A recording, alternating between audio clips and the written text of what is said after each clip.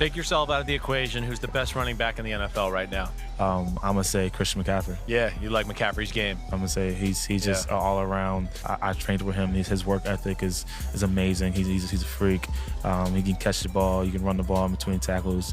Outside of tackles, he can pass block. He can do it all. And I think that's kind of where the game is evolving to, or where the game is at right now for running backs. Right. I think, after the season he had this year, I would say Christian McCaffrey. He waxed poetically about That's Saquon Barkley going all in with our next guest, Christian McCaffrey, the newest member of the 1,000-yard club, rushing and receiving, only the third guy in NFL history to do it. What an accomplishment. Congratulations, Christian. Great seeing you. Thanks for including us on your tour today. Appreciate it. No, thank you guys for having me. That was a heck of an intro from, what I would say is the best RB in the league. So we heard it from I've seen every clip of his, man. I think he's a phenom of an athlete, and excited to continue to watch him play, as a competitor, as a friend, as somebody who I admire his game. So We've heard it from Saquon. We heard it earlier today from Derrick Henry. Yep. Marshall Falk has heaped praise on you. What's it like when you see these guys who are great running backs in their own right automatically coming back to you as the guy that they put on the top of the pedestal right now? Well, it means a lot. I think there's such a huge respect in the running back community in the league, and you saw what Derrick Henry did in the playoffs. You've seen Marshall Falk. Obviously, I've seen every clip of his, from the time I was little. And the coolest thing for me is hearing guys like that say that, because that's exactly how I think of them. I like to watch every back in the league, take something from them, and I think the biggest testament to success is a guy like Marshall Falk saying that, who wasn't great for just 1 year or 2 years, but through the extent of his career was dominant. And that's what all of us are reaching to do, guys like Derrick Henry and Saquon and myself, and all the other backs around the league, is to be not just good for a year or two, but to be generational talents. I mean, natural God-given talent, but we waxed poetically a few times during the year where we would see pictures of you and, your arms bulging out and everything. I think, your talent's there, but I think I'm so interested. What's your training regimen? I mean, how does this start? When do we start up the offseason and start getting after it? And kind of what do we do? Yeah, I think, there's always something that I'm doing. I've realized as I've been in the league, the most important thing I do is rest and take care of my body. And I'm very fortunate. I have a good team of about 5-6 people who I work with constantly on, diet, nutrition, maintaining weight, gaining weight, losing weight, whatever it is. Right. A chef, guys who chiropractors, soft tissue specialists. So I have a really good team. My trainers are very good. And, where'd you get these guys, if you don't mind me just butting in there? It's funny you ask, because I've learned a lot from my dad, but I've also just done my research and reached out, and I've found what works for me. Right. And it's been a lot of experience. And this started in college. I've always been obsessed with working out and training and all that, and finding exactly what's best for me. And I feel like I have a good formula, but the way that the way the league and training in general is going is it's progressing so fast. Yeah. So always trying to be on top of the next thing and what's going to help you elevate your game and stay consistent. Right. How do you process, Christian, how do you reconcile a year where it was so phenomenal for you individually, a historic season, but for the team, it was another disappointment? How do you wade through that and make sense of what 2019 was? Yeah, I think you just got to learn from everything. You got to learn from the things you did well. You got to learn from the things you didn't do well. And as a leader on the team, I think we're getting such a fresh start, as you've seen, with coaching changes, with player changes, with guys retiring.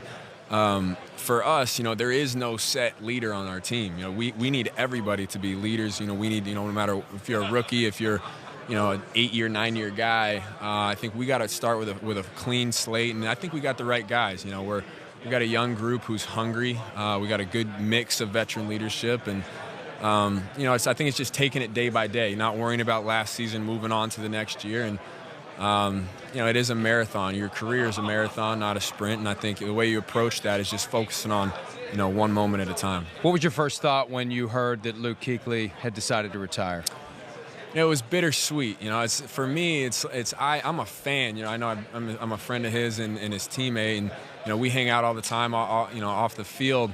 But when I'm sitting on the sideline and the defense is up, and there's one guy I'm watching that's 59, and he's one of my favorite players I've ever watched. He does it the right way. Seeing the preparation he puts in, seeing the way he carries himself, it's a guy who, in my opinion, is he's the poster child. You know, I mean, he's Superman. So right.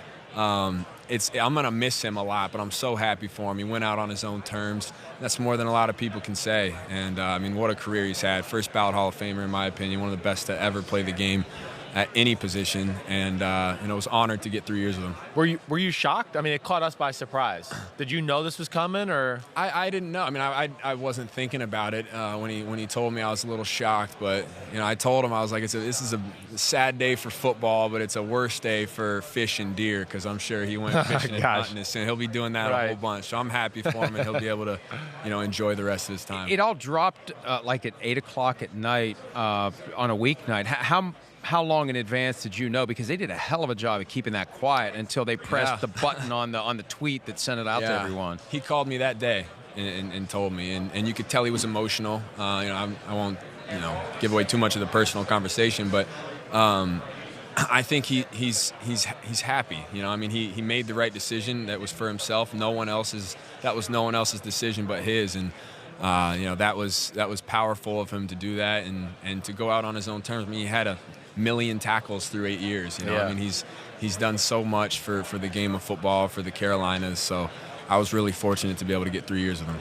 Let's play Who Said It, right? Let's have some fun with it. We got a quote from the year. I'm not even sure where I can't it was, even you got to remember. guess. I can't remember. I can't remember either. Well, we talk so much, but we got a quote from one of us. You got to guess who it came from. From one of you two. One of us said this. You have to guess who it was, and it's going to be news to me. He was the 8th overall pick in the draft. He got no hype. He was incredible in college, and I think we just assumed, it's fine. It's cute in college. We've seen this movie before. The guy who's the dominant college running back who comes to the NFL and falls off the face of the earth. No, he's incredible. Who said that? Who said that? Did you say it? I don't think so. I don't remember saying it. I think it's I Mike. have no recollection of it. I think it's you guys Mike. don't remember? No, I'm waiting for somebody to tell me. We both think you're great, though. You both said it? That's Somebody great. want to Maybe pay we said it attention and for both saying it. We coincidentally said it the exact same time. Who said it, Chris? You probably both said it. I said it. Florio. I said it. I don't speak like that. That wasn't me. I know. That's on me. That was too intelligent of a talk. 100%. All the words You got to dumb it down, and then it would have been. Yeah. But it really is amazing to watch how when you get out on the field with other NFL players, and you never know when a guy comes out of college because it's a different level of defense, right? Yeah. And for some guys, the gap is as big at the NFL level as it was at the college level. When did you first know? And I know everybody's confident that they're going to be successful in the NFL, but there's got to be a little doubt until you get out there. When did you first know, hey, this is it. I've got this. This is going to be okay for me? I don't know if there was a defining moment where I realized. I think my rookie year was a great learning year for me. I came in and Jonathan Stewart was kind of the bell cow back of the Panthers, and so I got to learn under him for a year. And I had some touches here and there. I wasn't the running back that I wanted to be, and I probably wanted to be the starter. But looking back, I think I learned so much. And I think your first 100-yard game, I think you realize that you can do this. I forget when that was, but even that, I mean, I always knew I could play, just from practicing against guys. I was lucky enough to practice against Luke Kuechly every day, Thomas Davis every day, and my first run play was towards Julius Pepper's side. So, I got to practice against some of the best to ever do it, and going up against them, I realized that, hey, I can play in this league, I can do it for a while. Favorite play so far in your career? Like, what's the play so far, NFL, where you're just like, damn, that's my favorite one. That was awesome right there. Oh, I would say, we played Jacksonville this year, and the flip touchdown that I did, it was a 4-yard run, first drive of the game, and I think it's just kind of a tone setter run. And I don't know why it was my favorite, but it was so instinctual. I had no idea I was going to try to jump over the guy. I ended up flipping. Yeah. Landed right on my back. Didn't feel very good, but that was a fun game. We won, which was always fun. Yeah, you tore it up that game. I remember. Right. Yeah. Christian is with us today on behalf of Verizon. Tell us more about what you have going on with them.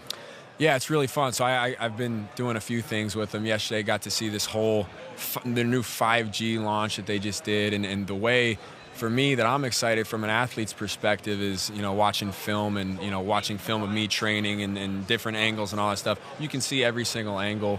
You can look at it from up top. You can watch games and zoom in on specific players. The technology is pretty life-changing, and they're doing a cool thing as far as their Verizon initiative, which is called One More Sunday, where we're encouraging people, however much time you spend watching football this year, you spend that same amount of time giving back to the community or giving back to your area, whatever it is. So I'm on board, and it's a cool thing that Verizon's The doing. network, I'm on it. I'm all Nice. about Verizon. You guys doing have everything. a lot of Got the community family. hours. He's doing everything he can to get himself some of the sponsorship money. You know what? Every give single me some guy. of that Christian McCaffrey sponsorship money. Woo, baby. All right, we got a little game that we've been playing before we let you go. We do a little face mash. It's Okay. some teammates from Two the of your Panthers. teammates You have to tell us combined. who it is.